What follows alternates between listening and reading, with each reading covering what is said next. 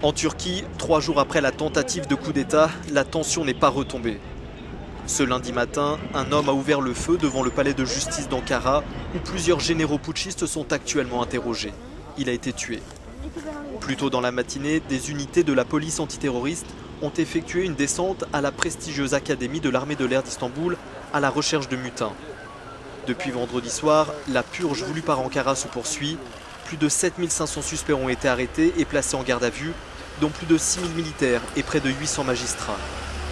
Depuis son exil aux États-Unis, le prédicateur musulman Fethullah Gülen, accusé par Ankara d'avoir fomenté le putsch avorté, a dénoncé une manipulation. La situation d'ensemble démontre des signes d'un coup d'État mis en scène ou d'un canular. Si ça avait été un vrai coup d'État, les principaux dirigeants politiques auraient été arrêtés mais ils n'ont pas été touchés. Des bâtiments vides ont été bombardés, les gens ont tiré sur des civils innocents, des chars ont été positionnés dans plusieurs endroits et ils n'ont rien fait. Quand vous regardez ça, vous voyez que ça n'est pas l'image d'un vrai coup d'État.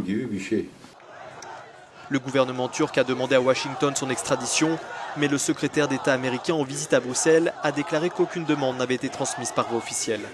La tentative de putsch aurait coûté la vie à au moins 308 personnes.